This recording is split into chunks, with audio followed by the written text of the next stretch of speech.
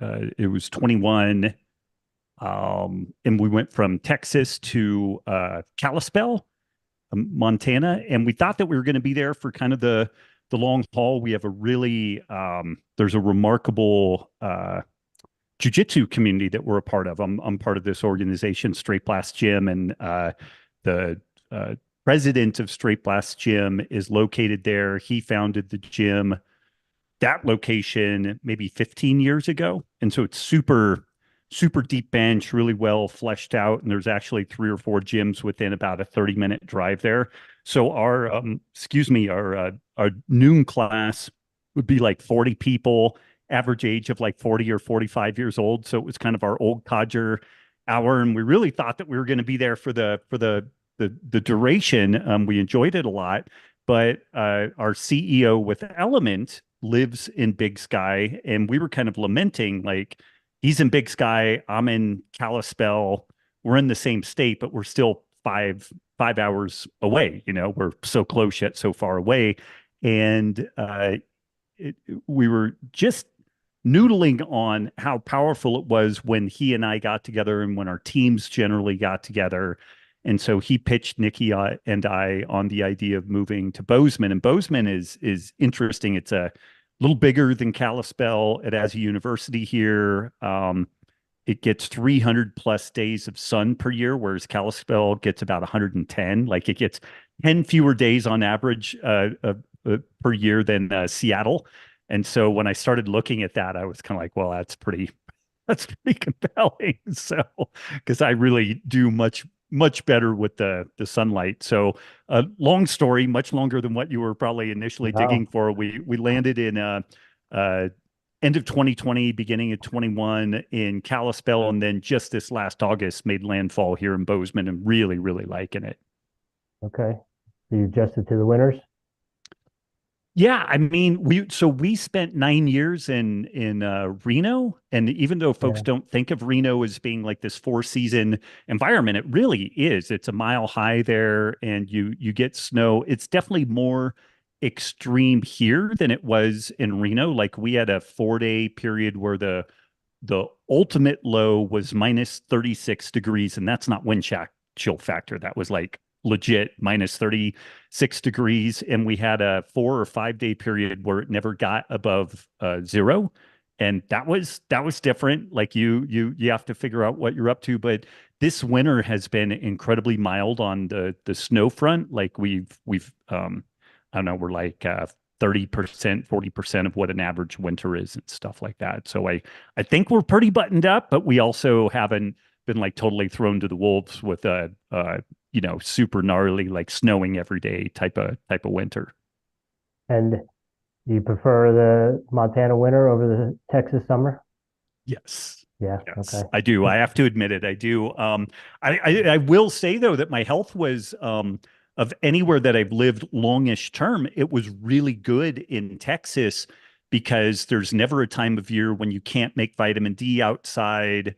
Um, Although it will rain and will be overcast, there's every third day, even in the rainy season, you can get outside and like get some legit sun and all that. So like, I did really well in that regard, like that part of it. But where we lived, it was a pretty rural area, and we had to do like a black light check of the house and the kids' beds for scorpions each night and stuff like that. Like, it was kind of gnarly. And we had a really nice swimming pool. We had a beautiful backyard, and you couldn't after you swam, you couldn't lay down on the concrete because the chiggers would just eat Oh you yeah. alive. So it was like, Texas is like the Australia of the Americas. Like, there's just some thorny, prickly, blood-sucking something that's trying to kill you at like every turn. So that part was challenging. And when the girls figured out that it snows there like once every 30 years, they were just not digging on that at all. Yeah. Right on. Cool. Rob, I want to get back to the environment and your health, but before we get too deep on that, can you let everyone know where they can find you, find your podcast, find your books, find Element, everything you got going on? Element is just drinkelement.com, and that's our electrolyte company. If you're not interested in buying an electrolyte, we have this really amazing homebrew formula. So if you went Element LMNT homebrew. We tell you exactly how to do it so that you get the same ratios that we make. My main stuff has historically been over at robbwolf.com. That's where our Healthy Rebellion podcast that my wife and I do most weeks. We haven't been as consistent with it with homeschooling and other stuff, but those are kind of the main places to track us down. All right. So you mentioned when you were living in Texas that was kind of the best your health was. How important do you think the environment is for one's overall health? And what are the trade-offs? Because you mentioned the kind of being gnarly as far as having to check the house for scorpions and the jiggers and Right. everything. So what is that trade-off, and how much consideration should people put into their outer environment?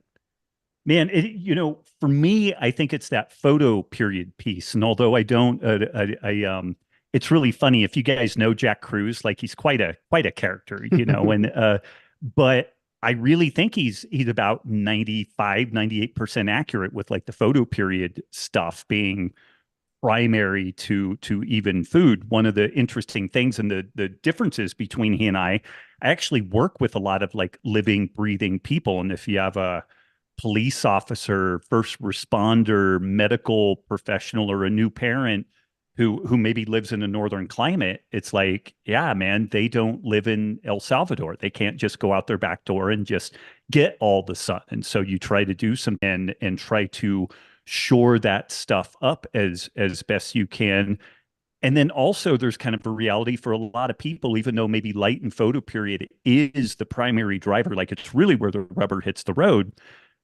But the thing that you've got the most control over may end up being your food. And so that may be the levers that you can, one can control the most or the easiest or what have you. But I do think that environment, and when I'm thinking environment, mainly I'm thinking about kind of photo period, although I think about like my eldest daughter, she really doesn't like loud noises. She doesn't like big cities. Like I think she's going to be a country girl when it gets right down to it. The younger one may end up being in some raves and some stuff like that at some point. She really likes music and can get into like loud music and stuff. So I think you have to find an environment that just kind of makes your soul happy. For a lot of people, that's either mountain or ocean, or I know it's interesting for me. Like I tend to live rurally, but we've been to Italy a lot and some places like Florence, Firenze, and then some different kind of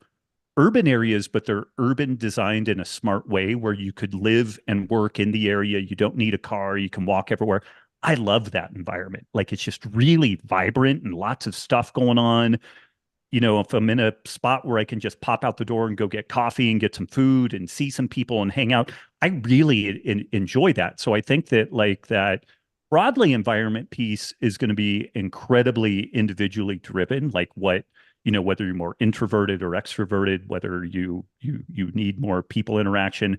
But I do think that by and large, like more sun, more light exposure seems to be only good for folks, absent just giving yourself a gnarly sunburn every day. Like just pushing right up to the boundary of that, I think is one of the most powerful health levers that we can use. I think it dials in our appetite. It really fights depression and anxiety. It improves our sleep on the back end of the day. Like people who tend to work outside all day, even if they have bright lights on in the evening, we're told to wear like blue blockers and stuff like that. The individual that works outside all day, like they're pretty immune to that. Like they have a normal bedtime, even if they watch some TV or they're on their device or something like that, it doesn't seem to derail them the same way as someone who works indoors all day and they're not really getting that intense outside light during the appropriate part of the day. So I know that bounced around a lot, but I guess again, to recap, I think that there are going to be like a lot of different kind of nuanced characteristics of one's environment that will make you a better fit for a particular area. And then that photo period is, and light exposure, I think is just one of these things that's really difficult to improve upon. Like I use a Spurty vitamin D lamp, even though we're in Bozeman, and Bozeman has a pretty sunny environment, but sometimes it's overcast. Sometimes it's just cold, like even though it's sunny outside, like it's, minus 12 degrees or something like that, or even 12 degrees. And so I'll use that Spurty vitamin D lamp, and it helps, but it's not sunlight. Like it's not being outside in the sun. And so it's a stopgap, but it's not the same. And so again, since I'm just rambling like an idiot, I'll throw this thing out there. If I really had my preferences, for me personally, I would be living at the water in like Nicaragua or El Salvador, or Mexico, or something like that, like coconuts, spearfishing, that would be my jam. But I'm raising two daughters, and I want them to have a relationship with their grandparents and their cousins and all that type of stuff. And it would be pretty impossible to pull that off. Like they might see these people like once a year. And so I try to save my nickels and dimes and get to the water as frequently as I can during the year otherwise. But, this is the compromise that I make, is to be able to raise my kids in a really stable, good environment, which I think is rural Montana, even though my health would probably be much better served being somewhere equatorial or, at least tropical.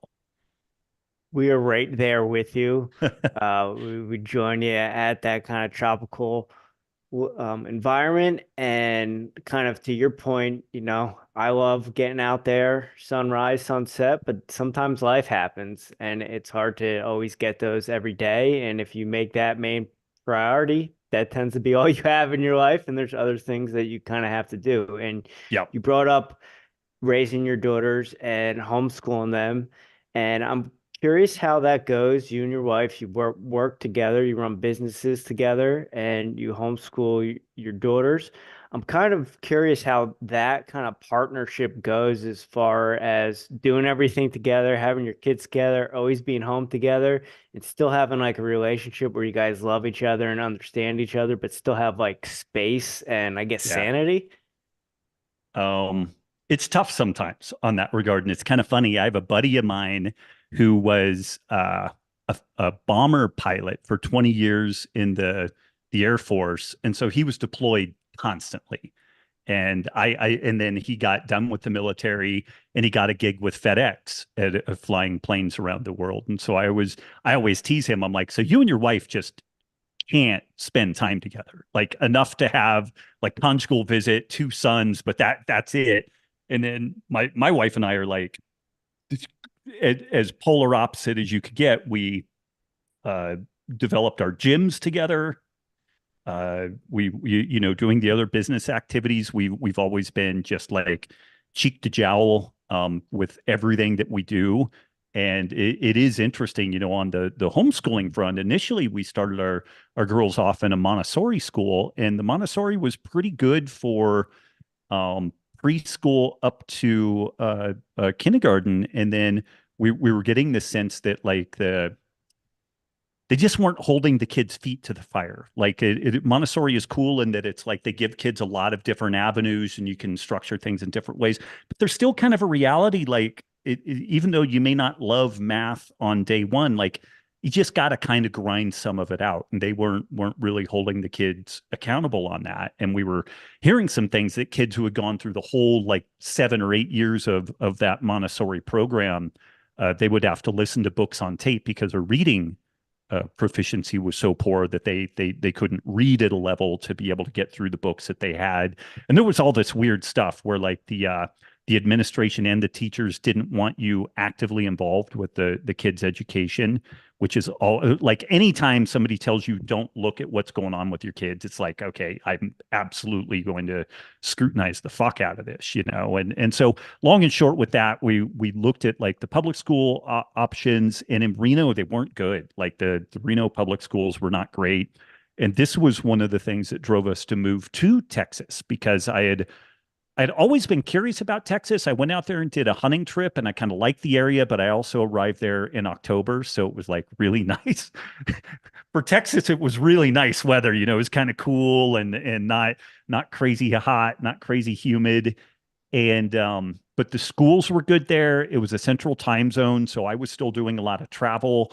at that time. And I'm like, oh, I could get to the East Coast or the West Coast and get back all in the same day. There's two big airports near me and all that. So we gave that a shot, but both girls we felt like were maybe like a quarter to a half a year behind what their grade was because of kind of the shenanigans within the Montessori school. So we're like, okay, we're going to take the rest of this year because we moved in like April. It's like we're just going to take the rest of this year, plug them in at the beginning of the next year, and they'll be up to speed and everything will be good.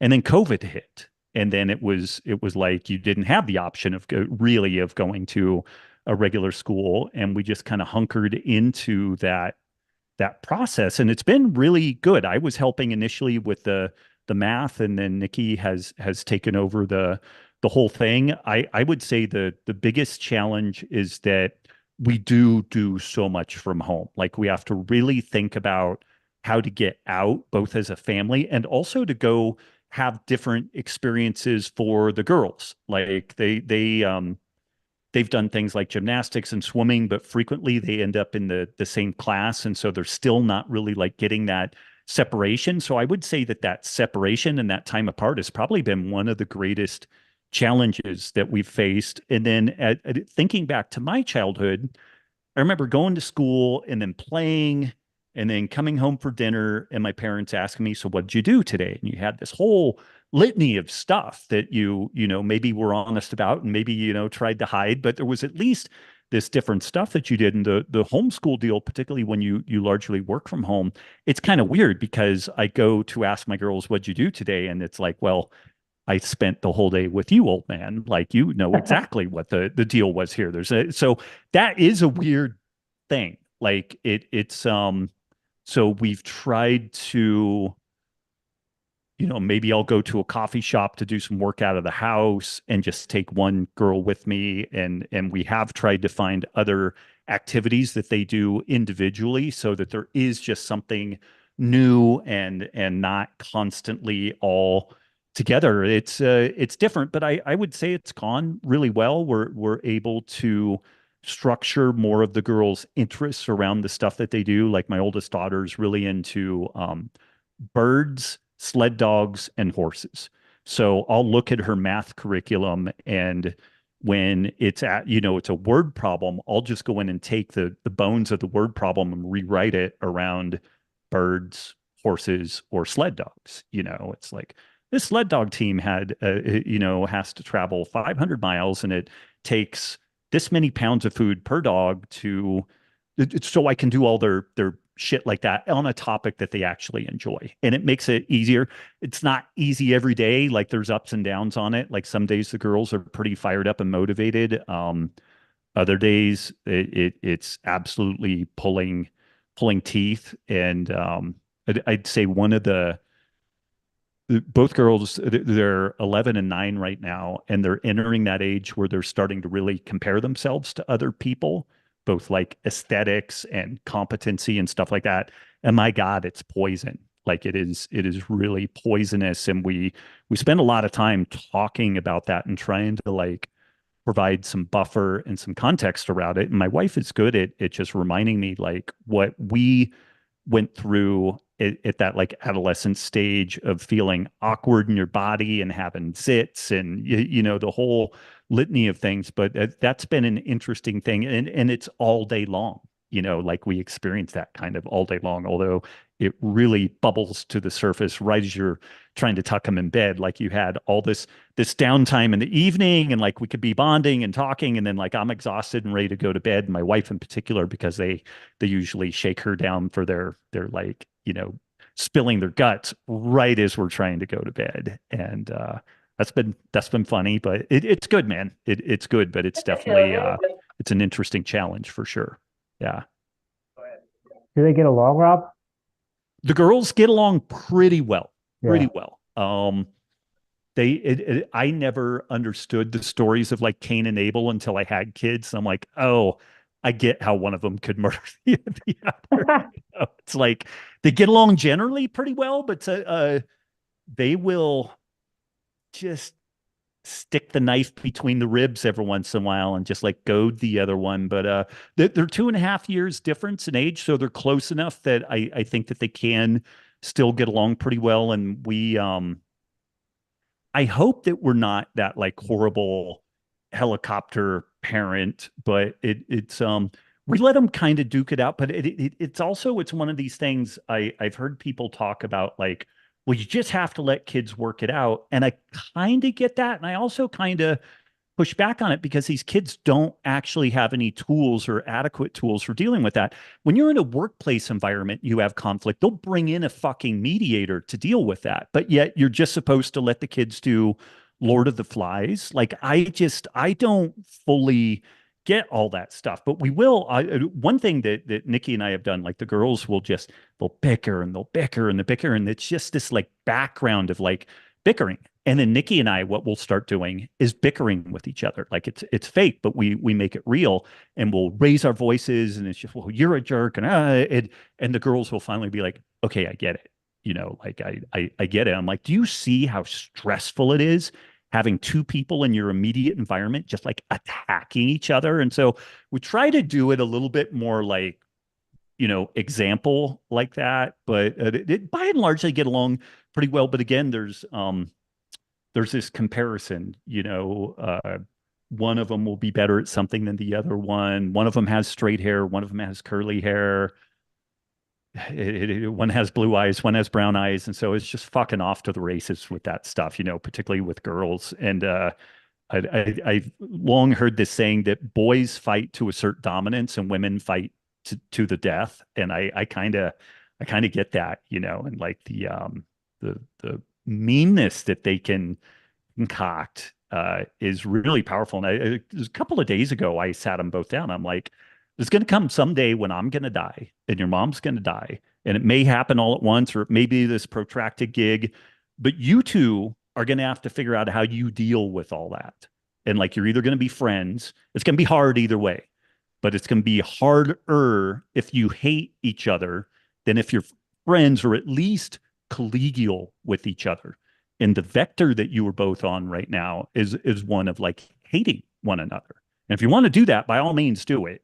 But I kind of threw them like that existential crisis of like the end of your parents, the end of the families, it. How are you going to deal with this? And it tuned them up pretty good. Like I think it was kind of a big wet fish against the head, and it put some stuff into context. But yeah, they get along pretty well. But it's like any kid, like they have their ups and downs for sure. Yeah. Yeah, I mean, Jimmy and I have only been in 3 fistfights in the last 15 years, and it's been against each other. So we fully understand the Cain and Abel thing.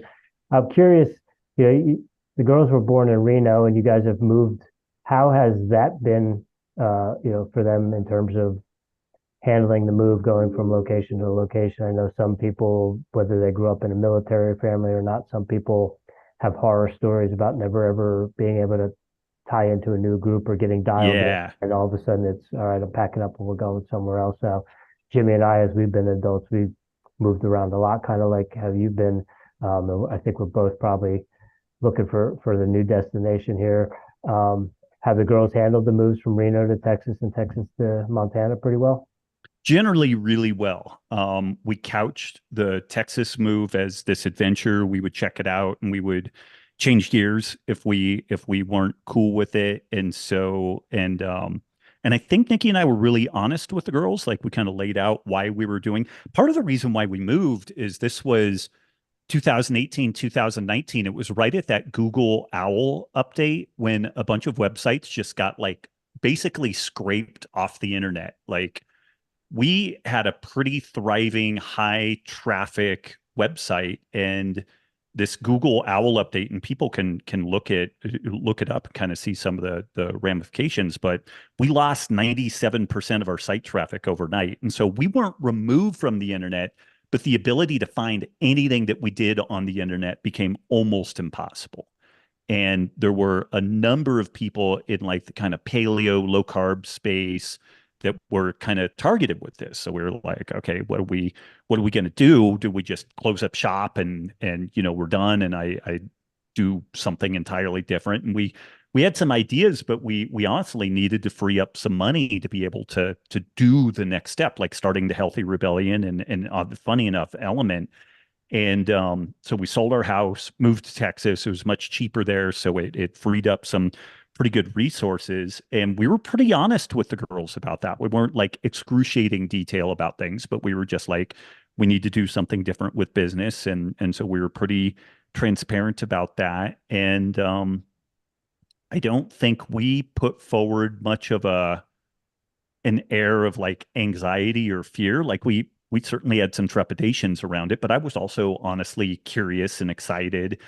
But I got to say, when we hit Texas, like it was almost immediately like people were not digging it, like the heat, the humidity, the bugs, the whole deal. We even did one move in Texas because the first house we hit didn't have a pool. So we were there maybe 6 months, and then we found a house that had a really nice pool, really nice backyard, and that was improvement. The girls were in the pool like from morning to night, if they weren't doing school or something, they were pretty much in the pool. But when I asked them, would you be interested in trying out Montana? It snows, you could ski and snowboard and all that type of stuff, but we would swim very, very little. And they're like, let's go. Like, let's load up and go. In Kalispell, they both did jujitsu. Sagan stuck with it longer than Zoe did. They made some okay friends, but we had lived in a pretty rural area there, and like there weren't kids immediately around where we are here in Bozeman.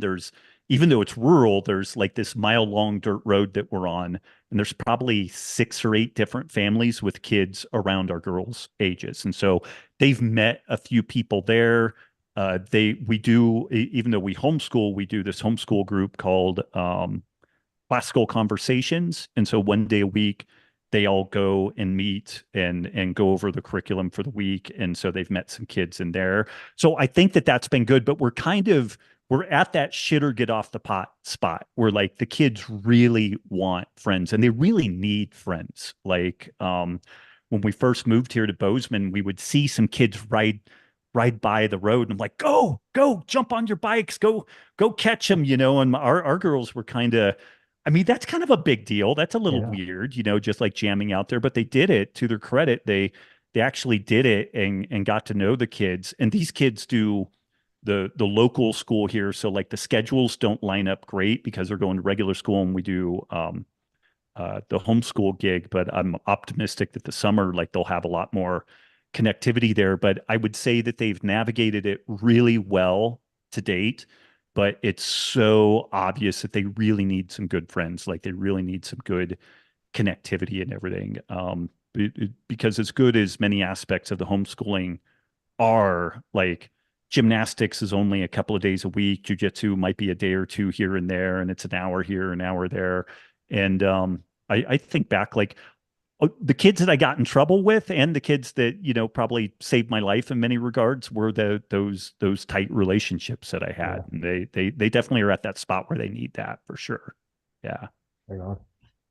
Yeah, really appreciate the insight on that. As two kids that went to public school, Rich and I always kind of wish we had that other end of the spectrum experience, but you bring, some of the pitfalls and some of the stuff you guys have to navigate. So I really appreciate that insight.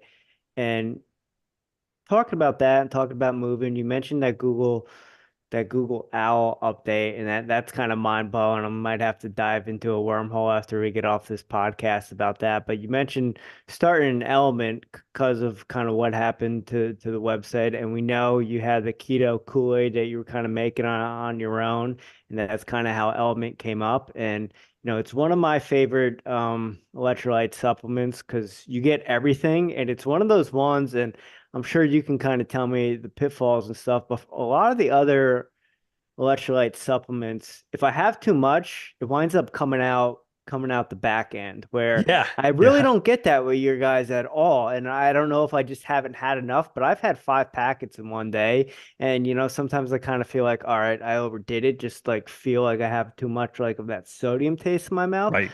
But I'm interested to why I don't get that from your guys' product. And the other thing is, like, you guys, there's calories in it, obviously, and there's a lot of other electrolyte supplements that say it's no calories, and you can have it on a fast, but that just really makes no sense to me if you're kind of getting what you need. There's got to be some kind of calories. So is that stuff like a Fugazi? Are they lying about that? A lot of people are lying about that because and it's kind of funny because so like we have a tiny amount of maltodextrin in the flavored versions other than chocolate. The chocolate ones don't have any maltodextrin in them, but these natural flavors, the amount of substances there is absolutely mind-blowingly tiny. Like they're really powerfully concentrated flavors. So you have to adhere these natural flavors to a substrate that you can then evenly put into a stick pack, like when these things are being packaged up. And so if you for reference, and I'm probably going to have a bunch of people freak out here because people just like lose their minds over the maltodextrin thing. You would need to consume 36 boxes of element to get 1 teaspoon of maltodextrin, which the teaspoon of maltodextrin is 4 grams of carbohydrates and metabolically is indistinguishable from a teaspoon of honey or what have you. Like it's 4 grams of carbs, but you have to have a carrier to be able to get the natural flavors on that. And also, if there's any type of like a tart flavor to it, there's usually citric acid or malic acid. All of these things net end up usually like with a product similar to ours, you will end up with 2 calories, 5 calories, something like that from the organic acids, which are technically a type of carbohydrate. From the FDA perspective, you don't have to mention that you have calorie or carbohydrate in it. So it'll say 0 carbohydrate, 0 fat, 0 protein, 5 calories. And the people are lying. But they're lying within the parameters that they can, given the FDA. But we've always been of the opinion that we should just be as transparent as possible, even though I swear to God, sometimes I feel like I try to be as honest as I can with my kids, but there's some points where you're kind of like, if I lie to them a little bit about this, and it'll be easier over here because they, just dealing with children and sometimes dealing with like the mass market, you're kind of like, okay, I'm dealing with children. It would almost be easier to fib a little bit, but I just from the beginning, I'm like, we're going to be 100% transparent on this stuff, even though not everybody else in the space is. And so, I think so. That's just kind of broad, I guess, kind of like epistemology around the product and the business and everything. Like I would rather be honest with people. And part of the thing that we always default to, like a lot of people don't like stevia. I don't know why they don't like stevia. They're like, oh, it's an endocrine disruptor. And I'm like, as a biochemist and a toxicologist, I asked them, do you understand how much you need to take to be in an endocrine disrupted state? And it's like mind boggling how huge the amount would be. But people sometimes don't care. And so, which is fine. Like our stance has always been, let's be honest about what we have. And then if you like it, great. If you don't like it, we have the raw unflavored. If you don't like that, we have the homebrew, mix it yourself. And if you don't like that, then there's all this other stuff out there. Like it's impossible to just tick the box and make everybody happy. But folks will notice we don't make any claims around like magic ingredients. Like our salt isn't this magic salt that is the tears of llamas that it's just salt and it's pure sodium chloride because we want to know exactly how much is in there. And people will spin up all kinds of stories around like, oh, well, this is our special mineralized salt. And when you actually do an analysis of their special mineralized salt, it frequently has lead and cadmium and a bunch of other stuff in it that isn't really that great, And again, it's usually at amounts that aren't that significant. But people end up, instead of just making a good product and letting the product stand on its own merit, it tastes good, it's convenient, done, they create all these kind of magical, mystical things around it. To your question, you can get disaster pants off of LMNT, but because it's more sodium forward, I think it's a little harder to do. Sometimes it's that excess potassium that can be problematic. And people will frequently, they'll say, you guys don't know what you're doing. You should have more potassium. You should have more magnesium. And I always say, brother, go do yours and do it better. and then maybe I'll buy stock in you instead of me. But like we put a lot of thought into the formula that we have. And what we find is that when people are really struggling with regards to electrolytes, it's sodium they need. Rarely is it potassium. Now, at a population level, we have a couple of 100 million people in the United States that are chronically underpowered in potassium because they don't eat enough minimally processed whole foods. And puffing that up in your electrolyte product might be a little bit helpful, but like there's all these other downsides to it. So what we try to do is be a sodium forward electrolyte and then really try to educate people about the need for a minimally processed whole food diet. Like that's what we hope everybody is moving towards and everybody is eating. And then they're getting the bulk of their potassium in that form instead of just trying to paper over poor diet with a supplement that then makes it not really an appropriate fix for a bunch of other people. Like we have the product we have, then we try to educate people about why it's so just wildly important that they eat a minimally processed whole food diet, that paleo, keto, vegan, whatever, like just something that is minimally processed, whole food, hopefully adequate protein, and then, go from there. So that again, I guess that's kind of like the big arc of kind of where we've tried to bracket the way that we approach LMNT. Well, I appreciate the transparency and trying to be as open with the people and the product you're giving them. And because of some of the stuff you write, because the products you put out, you've had the opportunity to talk and work with some awesome people. And your product sponsors Rick Rubin's podcast, and he has a pretty awesome commercial. I'm interested if you've heard the commercial and what you think of it. Yeah, it's super cool. It's super cool. And Rick has actually been a friend of mine for a number of years. And I met him when I was invited by Jack Dorsey to give a talk for Twitter and Square. And like Jack and Rick are tight. And so I met Rick at that thing and got to hang out with him and his wife for a day. And then he got my phone number and he just kept texting me, and like he's really interested in like the regenerative ag scene, like really interested in it. And we've largely maintained contact over topics like that, like sustainability and regenerative ag. I'm actually working on a piece that will be one of his first published pieces for his new website, right, that he's spinning up. So yeah, it's a huge honor, and he's such a cool dude, and such an icon in so many different ways. Like so much of the music that defined my youth, he had a hand in it, so it's like some of the stories he has to tell about that, and just him being an artist and a thinker. And he was vegan, mainly for health and ethical reasons, and then got 140 pounds overweight, and then kind of went keto, paleo. Now is borderline carnivore and feels better than he has felt in ages. He started his own permaculture farm and raises goats and sheep, and invested his time and effort into doing that stuff. He's a really amazing guy. Yeah, I'd imagine there's been a lot of interesting, cool people that you've got to work with or come in contact with. And then, like you said, Rick's music has shaped and formed a lot of our growing up. I think you and I are probably right around the same age. So like I was talking about him last night. It's like, he worked with the Beastie Boys, Def Jam Records, like all this stuff. So you pinch yourself sometimes when you get a text message like that? I did initially, but I'm very lucky, and I don't want to I don't think that I've ever mentioned this to anybody, so I don't want to make it like I'm bragging about this, but just really it was kind of surprising initially, and like I was kind of hesitant about getting back to him because I didn't want to be like this annoying clinger on, but I looked and I was like, okay, he's got like a 5-to-1 reaching out to me and me replying. So I was like, I guess there's an actual desire for a relationship here.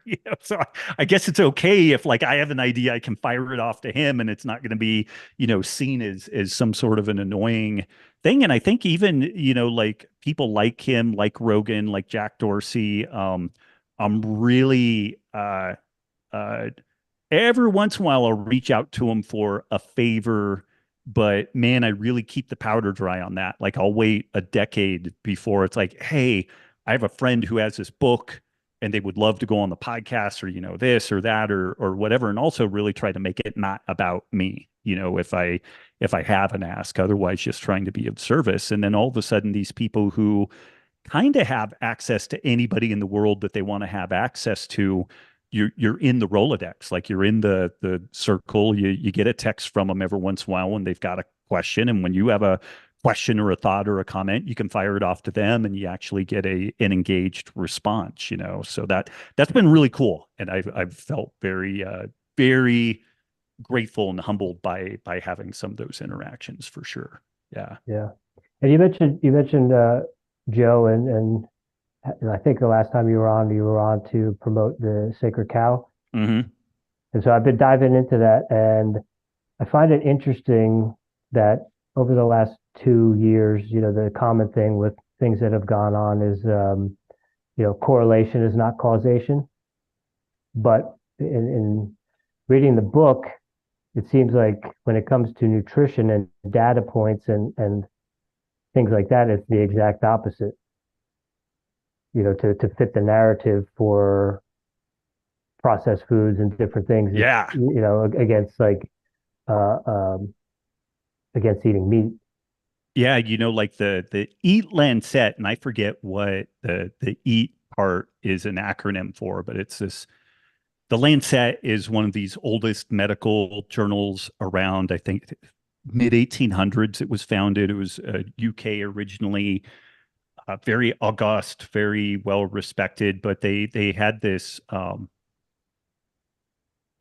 want to be careful even how I'm going to say infiltration, but that paints it in a negative light. I'll just say it infiltration, but I'm really trying to remain unbiased on this thing. Like I'm exposing my bias right out of the gate here by even saying that, but. World Health Organization, World Economic Forum influences into what passes for science, particularly as it relates to nutrition and climate change and stuff like that. So this Eat Lancet had this piece that is one of the it's one of the most widely circulated and cited pieces of science in existence right now. Like all this policy is built around it, and it basically is suggesting that there is zero, the safe consumption level of red meat is zero, that there is no safe level of consumption. Soy, there's eat as much as you want. Chicken, you can have a little bit. Beans, you can have a bit. A lot more. Seed oils and whatnot, kind of the sky is the limit, like fill yourself up on that stuff. It's really fascinating the number of things that didn't exist within the evolutionary context, even like 100 years ago, that are fill yourself up on it. And then things that did exist within the evolutionary context, anywhere from hundreds, thousands in the case of dairy, and then millions in the case of just red meat broadly, are apparently like any amount of consumption are dangerous. And when you augur into this Eat Lancet piece and you ask the question, okay, what is the data that supports, or what is the framework that supports this notion that meat consumption at any level is inherently injurious and dangerous? Because they made a claim that any amount of red meat consumption increased all-cause mortality by 36%. But this wasn't a study. It was from a model. And the model, the inputs for it, basically internally, they had just cooked up this notion that any amount of red meat increased morbidity, mortality. There was no study. There was no real world data that it was based on at all, but they didn't release this information with the initial paper, which again has gone on to become one of the most cited papers in scientific history. And there have been, Diana Rogers actually did a really good job of pushing back against a lot of this stuff. There were some initial pieces that made the case that the removal of that nutrient dense, highly satiating red meat protein, if you remove that, people will tend to overeat other calories. And this is this protein leverage hypothesis. So that, like Diana in Sacred Cow, she made the case that to get 30 grams of protein, 20 or 30 grams of protein, I forget which one it was, it would cost you about 230 calories from red meat or 800 calories from beans and rice. And this is kind of consistently what we see. And even then, you are protein matched, but it's the aggregate of protein. It's not actually looking at essential amino acids.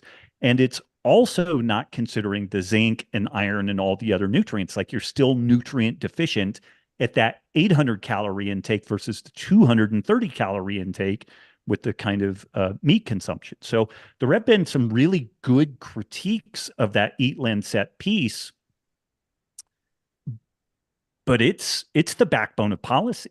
Like it is the thing that defines like Harvard School of Public Health and like all the other trickle down things. Like if you went to Montana State University down the road from my house here and you went into their dietetics department, and you're like, hey, tell me about the Eat Lancet. I'm sure that they would just be gaga over it, even though it is built on bullshit, like absolute bullshit. And what's fascinating about it, on the back end of this Eat Lancet piece was a study, and I can get you guys links to all this stuff, but it was a study that said scientists find that you can construct a healthy diet of ultra processed foods.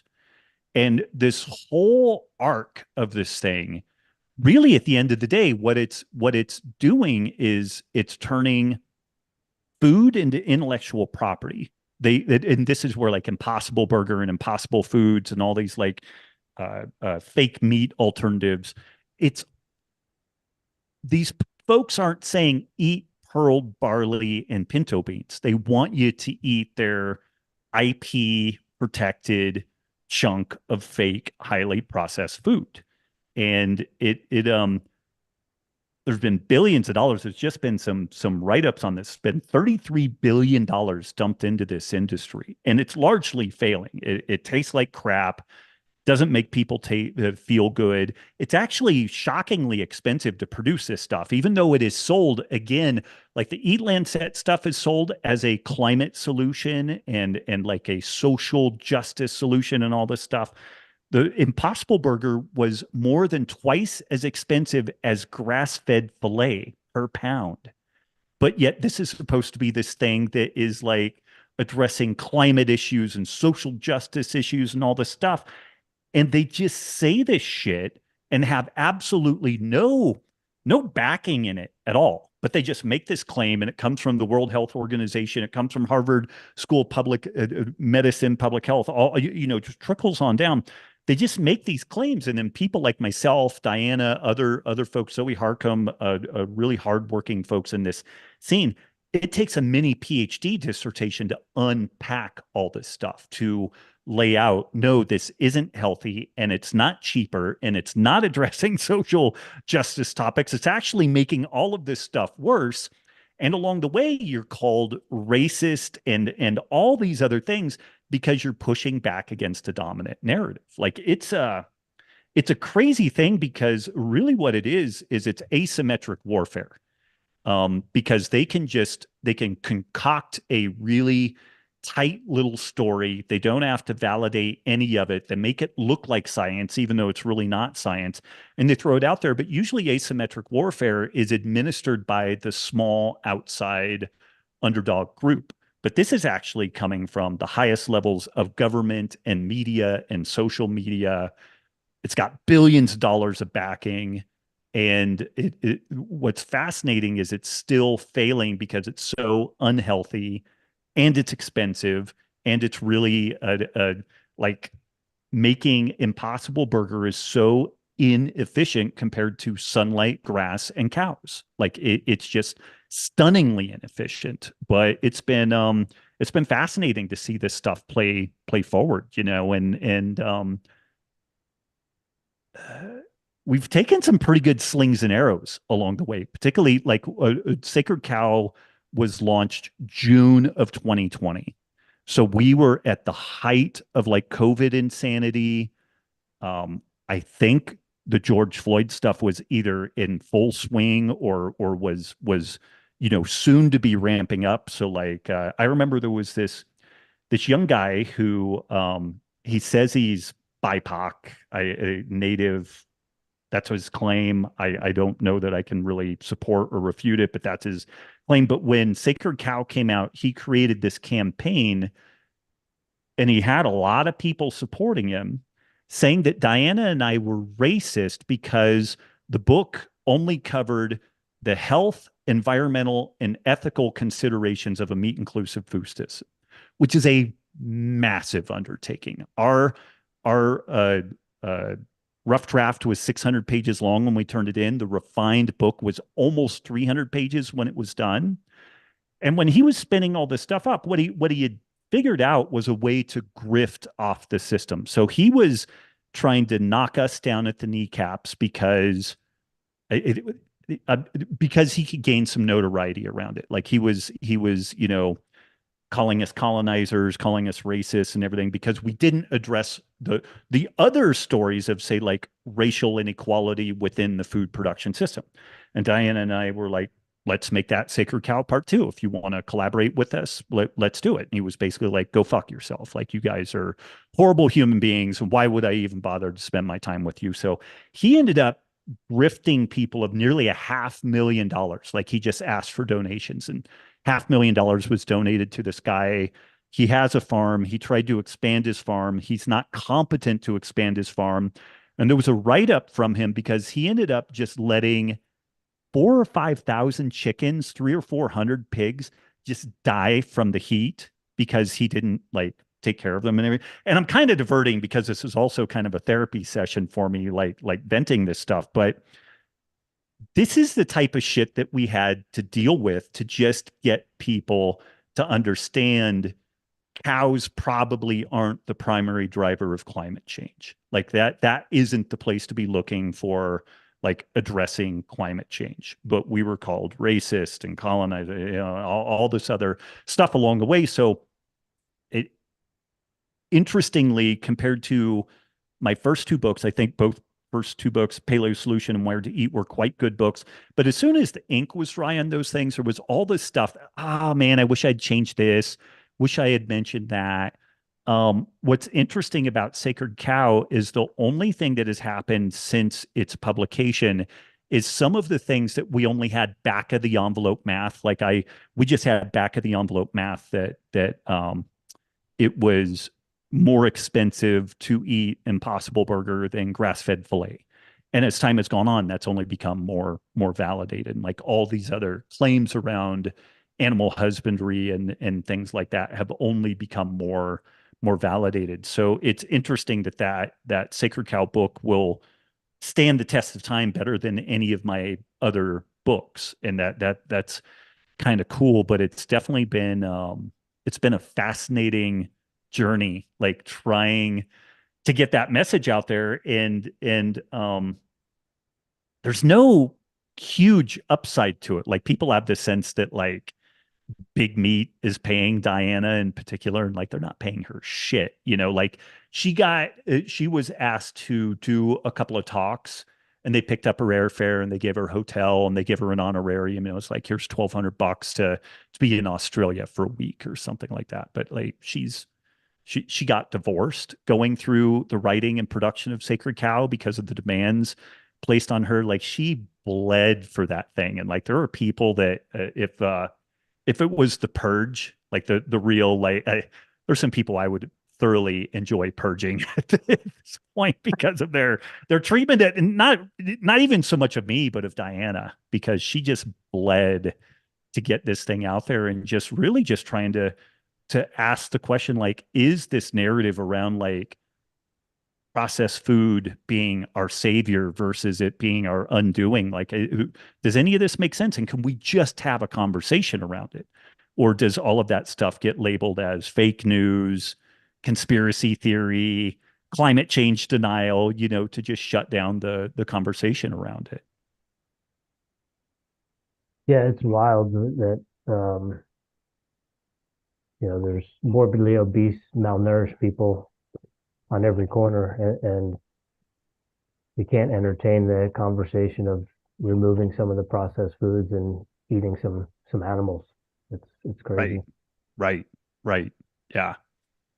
You Rob, used to say, two things you don't talk about at the dinner table or, is politics and religion, but it definitely seems like you can throw in nutrition in there as well too sometimes. I think nutrition is politics and religion like brought to life, is kind of the funny thing with that. Yeah.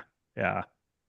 Yeah, and I appreciate the conviction and the ability to kind of know what you're standing for is true and just trying to get the truth out there. Because, like Rich said before we hopped on going live, how much your work has impacted us and finding you through CrossFit back in the day and the paleo solution just kind of got us off processed food, eating real foods, real whole foods, and then kind of going down that whole pathway of experimenting with different diets and nutrition protocol. It's because of your work and because of the information you put out there. So thank you for all the work you've done. Thank you. Thank you. Yeah. Rob, we could dive deep with you all day. We're kind of just at the tip of the iceberg right now, but I want to be super respectful of your time. Rich, before we get into the final four, do you have anything else for Rob? I just wanted to go back real quick to the element talk. I was wondering, you changed my life with the salted caramel and the Americano, some heavy cream. So I was wondering if we're going to see that brought back into the mix. The salted caramel specifically? Yes. Yes, it is currently in that like seasonal flavor status, but I have a feeling it will come back as a permanent kind of like what happened with grapefruit, where we had like three releases and sometimes we don't know which ones are really going to be sticky, but like the salted caramel is pretty sticky. So I could see that one becoming permanent. I could see the chai eventually becoming permanent. And then we'll just slowly add some new options into like the medley.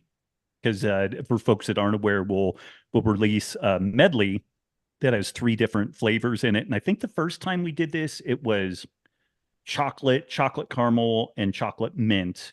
And then this last year, it was like chocolate mint became permanent in addition to regular chocolate. And then we had chai, which is kind of almost like a, what's the holiday drink? Eggnog. Like to me, it's kind of an eggnog-y type thing. Nikki absolutely loves it. And the chocolate caramel and chocolate raspberry. Chocolate raspberry. Yeah, chocolate raspberry. So we'll probably, like, as things become pretty popular, that'll become a permanent addition, and then we'll tinker at the margins with adding some new stuff. We've really tried to be careful about SKU bloat. Like it's funny, there were some studies early on in kind of marketing and consumer behavior. And like if somebody goes into a supermarket and there's 3 to 6 options for like a jam or a jelly, they're really more towards the 3. Like if there's 3 strawberries, like an organic, a this, a that, really high likelihood they're going to buy one of them.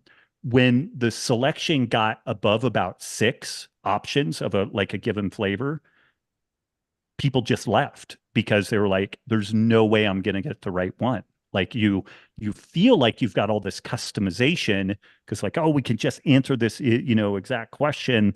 But what you end up finding is that people get paralyzed, newcomers rolling in the scene. They're like, oh, I don't know which one of these I would try. And I don't, do I want a 12 count sample pack to try all of them and all this type of stuff? So we've actually been really careful about SKU bloat, and I think so far it's been good for us. But we've actually tried to have some mindfulness about that instead of just like bombing everybody with a zillion different flavors. It seems like a lot of flavors would be good because people have more options. But frequently what ends up happening is people look at all the options. They're like, well, I don't think I want 20 of them, but I don't know which ones to pick. And so they end up not getting any, ironically. And then you've got that many more SKUs. You have to keep an inventory and all this other stuff. It's a really fascinating thing. Like there's some counterintuitive psychology with purchasing behavior. It's to me, it's pretty interesting. Yeah. Well, I love it. I use it for all my ultra marathons. It's a godsend out on the trails. It comes in Awesome. handy. And you know, I found with yours, particularly the element, is that some of the other ones, like if you add too much water, like the flavor kind of just dissipates. Right. But even with a larger, you know, exceeding Dilution. what the recommended solution is, the element still really holds the flavor really, really well. And that's really good because it's super palatable. And at a wide dilution level. Yeah. Clearly I'm self-motivated to agree with that, but we did a lot of tinkering so that like hopefully it tastes good at both 12 ounces and 32 ounces. Yeah. And like I said earlier, I don't claim any type of like magic around like our minerals or our salt or anything. The only thing that's I think is really cool about LMNT is it's convenient and it tastes really good. Like I think legitimately like the shit tastes pretty good. And it was equal part luck and a little bit of tenacity that I think got us to this spot where the particular process that we use gives us this really wide, enjoyable palate experience for people. All the way from like 12 ounce for a whole stick, all the way up to like 32 or 40 ounces, and you still get a nice flavor experience. Yeah, that's cool. That's great to hear. Yeah, it's awesome. And I know the paralysis of analysis for some people and with the different flavors, but from an ultra marathon perspective, doing 100-mile races, it's nice to have that variety because, you know, watermelon may be great at mile 25, but for some crazy reason, I like some heat with you know, some mango at mile 75. So yeah, I love it. It's great. That's cool. That's cool. Yeah, me as well. And I love putting it in my coffee, and I love getting the different kind of, you know, you can have a hot chocolate, you know, get all the sugar with the chocolate bone. So I appreciate that. But like I said, I like putting some of it in my coffee. First Final Four I have for you. Are you a coffee drinker? I was. And you know, the funny thing is, so two pieces. Every summer, I noticed that I just lost the desire to drink coffee, and I would switch to black tea. And that just happened. Like it was somewhere around like June, and I just like one day I would get up each year, and I'm like, God, it's that day. Like I don't like coffee anymore. And then COVID happened, and I lost my ability to taste coffee, like the full richness of coffee. And it took about a year to get it back. And then when I did, it's just never quite been the same. And so I have a black tea bag here. Like I'm a black tea drinker now, and I really got into like these Irish and UK brands of tea. And so I'm more of a black tea drinker now than I am a coffee drinker. And I know, again, that's like the longest fucking answer for the easiest question in the world, but that's the full treatment of it. Yeah. All right. It's funny you say that because I can remember back when you were podcasting with Greg and you were doing a coffee detox, and you had a comment of green tea tasting like piss or cat piss. Yep. Rob, do you have any daily practices or rituals that you do on a regular basis to show up as the strongest version of Robb Wolf? I do my best to do a twice a day meditation, and it's out of the Ziva meditation, Emily Fletcher, 20 minutes, 15 to 20 minutes. I don't always get the second one. I always get the first one. Intro is inhale, exhale, and I think about breathing, inhale, exhale, hearing, inhale, exhale, sight, inhale, exhale, feel, and then inhale, exhale, one. And that's kind of the mantra that I use, you know, like you're one, you're part of everything. But Emily describes it as coming to your senses, like basically acknowledging each one of your senses, touch, feel, taste, sound, all that stuff. And that's been huge for me. And it's funny, it was right around the time that the owl update happened, and like I was stressed out. And Nikki, my wife, had been, I don't know how Emily Fletcher's work around meditation got on her radar, but she had started doing meditation and she was like, you got to do this because you are an asshole and you're making me crazy. And so I started doing that. But that, like some days I'll lift some weights, some days I do some cardio, like that kind of varies, but I really do endeavor to hit that meditation every day, twice a day. And then in the time when I can't get sunlight on my skin, I will also do a spurty and an infrared lamp at the same time. And so those are two things that I hit damn near every day. Awesome. What's the elevation of Bozeman? Like 52 to 5,600 feet. It's about a mile. Yeah. Okay. Yeah. Yeah. Cool.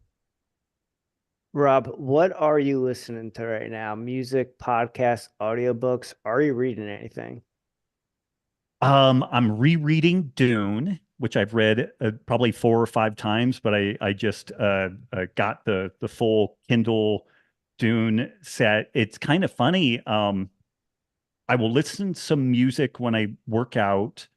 I was really on a podcast here, but if I'm in the car, even with the kids and the family, I'd say like 60-70% of the time now, I'm not listening to anything. Like I just have hit this phase where I kind of know the world's burning down. I kind of know the direction it's burning down in, and I don't really need too much more confirmation bias in that direction. And so like I'll do a little dip my toe in the pool here and there just to kind of see if anything, new has popped up. But I've actually been really low media consumption in that regard. And then our CEO, James Murphy, he's been pinging me different books, kind of more business related and business and psychedelics. Interestingly, some of the post psychedelic experience, like insights and stuff like that. And I've been doing some poking around on that. Yeah. Any suggestions on that front? It's funny because I just got several of these books and they're not top of mind because I haven't read them yet. I'll poke around on the titles and I'll see if I can ping you guys anything that's a real standout. Or you know what? My friend Dave Dooley actually pinged me one. It is The Surrender Experiment. And he was describing it to me, and I was like, okay, I definitely need to read that. Like I couldn't even give you a great synopsis of it, but it's maybe I can. Typically post ayahuasca with these individuals, but them getting to a spot where they pretty consistently feel like the universe, God, whatever you want to call it, is kind of giving them some lane lines to follow, and you just got to be open to doing it. And it's a really oddly consistent experience for people that have gone through this type of stuff, that they just need to make themselves open to like, hey, should I be doing this? Should I be doing that? It's interesting in that I've seen some really life-altering experiences that people get from this. I've also seen a good number of people, particularly the kind of popular biohacker scene, they get, in my opinion, completely lost in the like psychedelic experience. Like instead of taking something away from it, they keep going back to it again and again and again.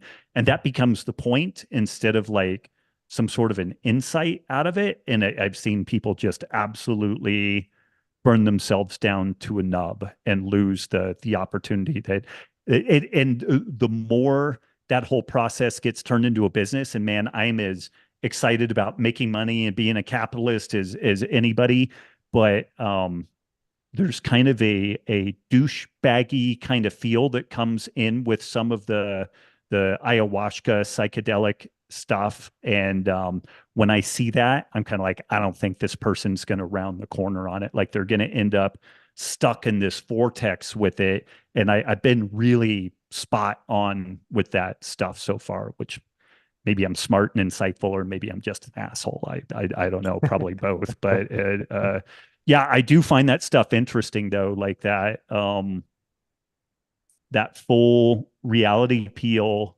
It's hard to go back to the rest of your life and look at it quite the same way. And that it's just as a side note, that's the only thing that I can think of why the powers that be have jumped on psychedelics so hard for so long, because it's not addictive. Like you can have some bad experiences and stuff like that, but it's not like cocaine. It's not like, meth and things like that. But man, it will make you step back and look at the world in a profoundly different way. And I don't know that the folks that are in control of things really want 200 million of us like waking up one day and just like looking at things in a profoundly different way. And maybe we don't want that too. I don't know. I don't know how many cogs in the matrix you actually need so that we can maybe squirrel in between the cracks and kind of do what we do. I don't know. Yeah, talk about the people that go too deep. I think it was Terrence McKenna that said, once you get the answer, hang up the phone. And Yes. some people don't do that. I'm Yeah. Curious, Rob, you talk about limiting your media consumption and kind of being aware of, the world burning, and do you have hope? I do. I have a lot of hope. The bugger for me is that I think we're going to go through a lot of pain to get to the other side. And maybe that's just like, there's this book, The Fourth Turning, and it talks about a lot of this stuff. And there's just these inevitable processes that, what is that saying? It's like, hard times make hard men, and hard men make good times, and good times make soft men, and soft men make hard Bad times, time. and Yeah. it's this cyclical deal. And I think that there's a lot of truth to that, and uh, what's really interesting to me, and I've said this for a long time, like I want to go back through and figure out where I first said it, but like ages ago, I said, liberty may not survive in the US. It may not survive in Western Europe. It may not survive in what we typically call the West. But like I've just been waiting for South or Central America to wake up and be like, we don't want Marxism anymore. We don't want collectivism anymore.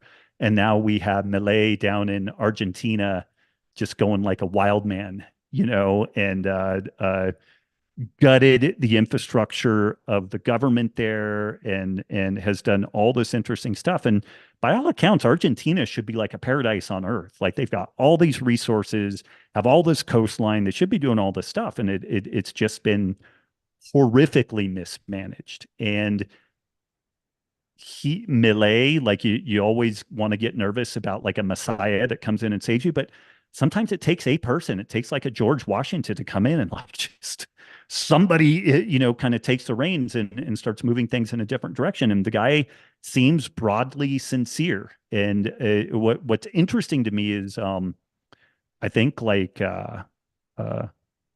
liberty and sovereignty and stuff like that, I think will go on. It may go on more powerfully outside of the West than inside of the West, or there may be like fragmentation with that. So I am optimistic. I'm not as optimistic about the West really navigating this scene. Like if we do, I think we're going to take some lumps along the way because we've really been knuckleheads with it. But we're also, like the United States, as fucked up as a lot of things are, such a vibrant economy, so amazing of a depth of like workforce and talent. For good or ill, there's still a shitload of people that want to come here, either legally or illegally, which I always find interesting when people insist that this is such a shitty, horrible place. It's like, man, a lot of people really want in here if it was that bad, it seems a little perplexing. So yeah, I am optimistic, but uh, I think that there's just going to be a lot of pain along the way, and it's kind of unfortunate, but sometimes that's just what you need, like as a parent, I try to protect my kids from pain as much as possible, but there's kind of a reality that you really want them to experience failure and experience difficulty in these bite-sized doses that are non-fatal and non-catastrophic. Like you actually want them to get their asses kicked so that they can learn from it and then be able to apply this to bigger, more, life significant events. And, at a cultural level, I think that we might broadly be there. Like we've been very much in the fuck around stage with a lot of different stuff. And now we're going to be in the find out stage. And what we're going to find out is gonna hurt.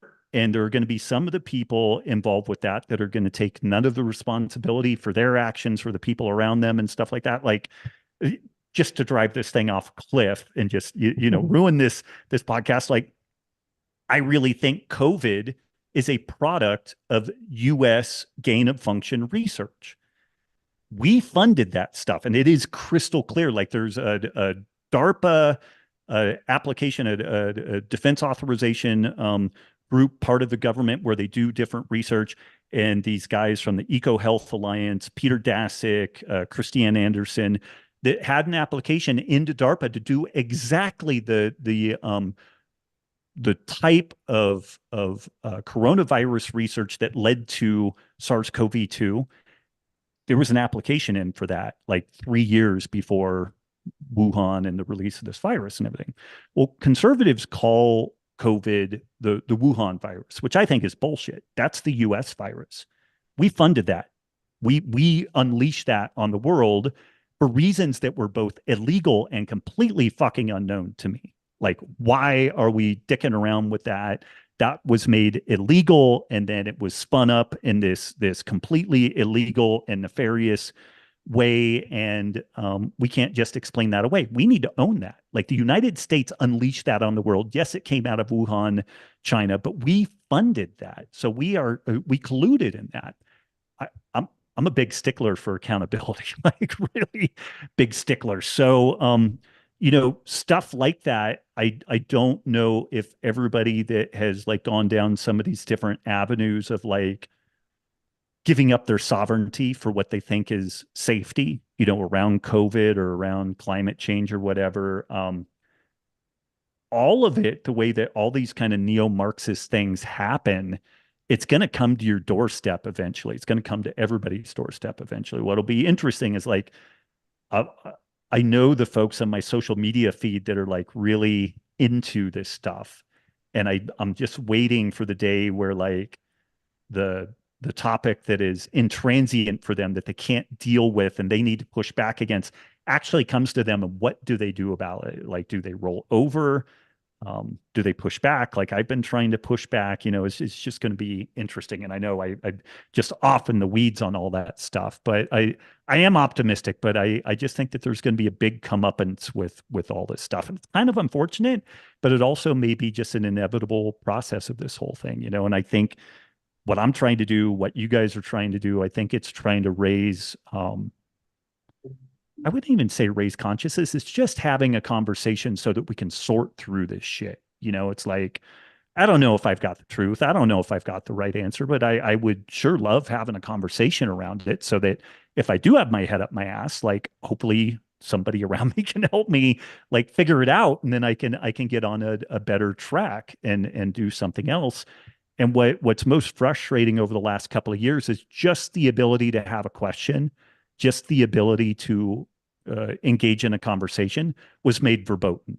And I think that is just profoundly dangerous. And the people of all the people out there that I'm angry at and harbor resentment towards, it's the people that really wanted to shut down any type of conversation or interaction and call it denialism of whatever flavor, isms of whatever flavor. I have a chapped ass towards those people. Like it'll require my own therapy to get over that at some point. Yeah, I hear you. I always fancied myself to be a liberal, and then everything happened, and then all of a sudden I had people call me a right-wing nut job. Like because you have some line you can't. You're like I I support gay marriage, but I don't know if I'm 100% into like the cross-dressing story hour with kids, and like if somebody on the other side feels differently, well, let's have a conversation around that. But I'd at least like to have a conversation. It's like, no, you're a bigot because you have a standard. It's like, no, that's that. No, like we can't do that, Yeah. But I will say that is classic. Like if you look at post-Bolshevik revolution, Cuba, Che Guevara, Cambodia, Serbia, wherever this kind of Marxist ideology has plugged in, if you have big differences that can be exploited, it'll exploit the big differences. If you have absolutely minutia delineating people, like in Cambodia, where everybody looked at same language, largely looked the same. There was a little contingent that was a little lighter skinned, and this larger contingent that was a little darker skinned. That was exactly the lines that they sowed to get people to murder one another by the millions. And this is like this is the march of history, and this is the stuff that is that's concerning, really, because like the United States, I don't know that people have disliked each other this profoundly since like the Civil War. And there's a lot of fucking guns in the United States, and there are people both internal and external to the United States that would love to see us rip ourselves apart because it would move them up the ranking in the world order and all that stuff. And they don't care how it plays out, just so long as we destroy ourselves. And there have been people much smarter than myself that have said for a long time, there's no external enemy that could bring down the United States. We could only be brought down from internal. And that's the stuff that I legit worried about. And I think why it's important to have conversations like this again, to just like get some type of a reality check. And if there's a piece to this that we don't agree with, well, let's really talk about that and like flesh it out and not relegate people. What I see happen consistently is contempt and dehumanization of the other side. And contempt is this thing that is where psychologists see contempt within marriages. Like if one individual has contempt for the other, it's like a 90% likelihood of divorce in 5 years. If both people express contempt for each other, it's like 100% likelihood of divorce within a year. And I see this huge contempt, largely from one side of the political divide towards the other, but there's both sides to it. But like people fucking hate each other right now, and I think it exists far more online than in reality. But you go to some urban centers and stuff like that, and it's pretty profound, So I'll shut up. Yeah, no, amen. Jabber about that stuff forever, but yeah, it's interesting.